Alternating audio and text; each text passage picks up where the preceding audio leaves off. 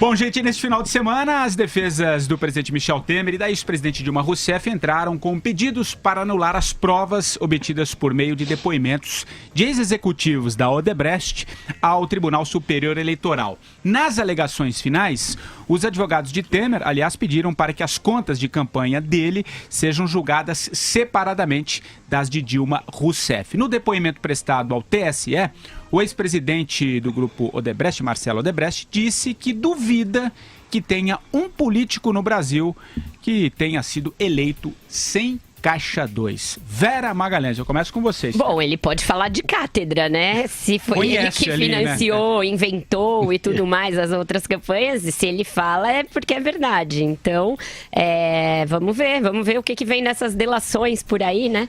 A gente pode esperar muita coisa, vai vir muita gente.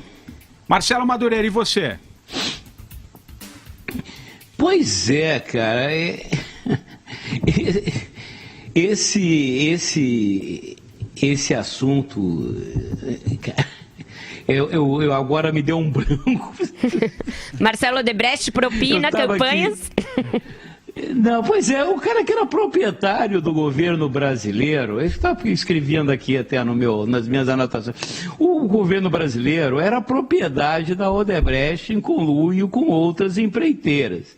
Então, como você falou, Vera, ele realmente, se ele está dizendo com conhecimento de causa.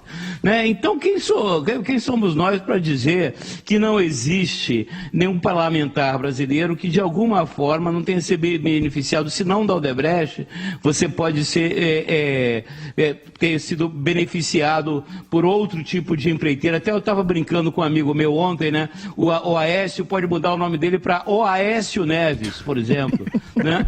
Em função de ligações. Agora, isso é espantoso, porque de repente nós fomos governados 13 anos, não por um governo escolhido pelo povo, mas por um governo, por uma propriedade, um contrassenso com a democracia, porque ao mesmo tempo o Brasil passou a ser uma propriedade privada, né, de um conglomerado empresarial, maior parte de empreiteiras. Né? Então isso é espantoso, ao mesmo tempo em que a gente vive um período da história brasileira em que nós tínhamos todas as condições objetivas para dar um salto de qualidade no país, em termos de educação, de reformas, de reestruturação, de modernização do país, mas infelizmente nós não tínhamos um estadista, né? Nós tínhamos um chefe de quadrilha e depois uma chefa de quadrilha. E você veja que o Marcelo Odebrecht era o patrão dos dois. Fala, Vera. Desculpa. Você veja que na linha do sincericídio dos empreiteiros, o presidente da Andrade Gutierrez deu uma entrevista também à Folha de São Paulo, que ele cunhou uma frase lapidar, que diante da Lava Jato os empreiteiros ficaram pelados no meio da rua.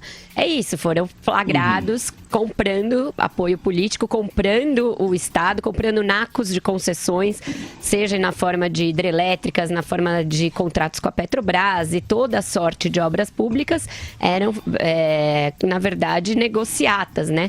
E ele falou, quem não sabia que existia, para o bem ou para o mal, todo mundo sabia que existia e tal, né? Mas tem um perigo e uma armadilha nessas entrevistas, nessa fala do Marcelo Odebrecht e na fala do presidente da Andrade Gutierrez, que é a generalização. Tem que tomar cuidado com isso, porque todo mundo recebeu dinheiro de empreiteira, mas nem todo mundo é igual. Porque o que eu quero dizer com isso? Que embutido aí está uma diminuição da responsabilidade do golpe, do assalto ao Estado sem precedentes que o PT fez nesses anos do poder. Então, todos aqueles, e se foi todo mundo, que sejam todos punidos, todos aqueles que cometeram Caixa 2, em suas variadas modalidades, cometeram algum tipo de crime. Mas não se compara, e isso é armadilha, não se compara a tomada do poder, a tomada do Estado, a tentativa de subtrair o Estado para si, a tentativa de aparelhar o Estado, um projeto criminoso de 40, 50 anos de poder. E isso nunca houve no Brasil. Isso nunca houve no Brasil. Nem a ditadura militar tinha um projeto de tomada do Estado dessa natureza.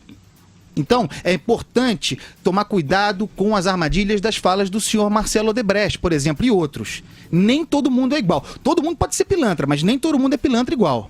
Eu acho que isso vai ficar muito claro e eu acho que essa modulação eles próprios vão dar na delação, porque fica muito evidente que de 2006 a 2013 houve uma multiplicação da propina no país e aí valores, se institucionalizou mesmo a prática, é lógico.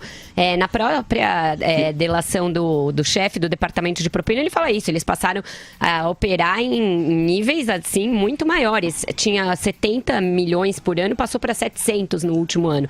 E aí sim, fruto de um projeto que tinha 3 partidos principalmente nessa tomada da Petrobras e das suas subsidiárias, que era o PT no comando, distribuindo um naco para o PMDB e um naco para o PP. Então, isso a Lava Jato deixa muito claro o que é o acessório e o que é o principal. O principal era isso, o projeto para perpetuar o PT no poder. O próprio presidente do Instituto Lula, o nosso querido Okamoto, falou isso, que o projeto era de mais de 20 anos do PT no poder, né, que foi abortado. Madureira. Não, só para pegar uma carona, o Andréasa falou uma coisa muito importante, né? Essa declaração é uma declaração leviana do Marcelo Odebrecht e ele passa uma régua, né? Porque isso aí você acaba desacreditando a política. Né? Quando a política é a atividade talvez a mais sofisticada, a mais importante da civilização. Né? Incrivelmente, a política tem essa capacidade de atrair picaretas, né?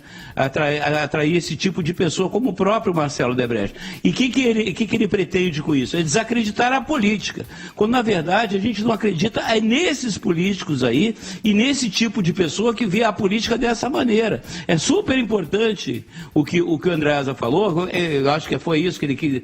eu só quero frisar isso porque não podemos deixar de acreditar na política, né? Nós temos que acreditar que a política pode ser feita por gente decente, gente de bem.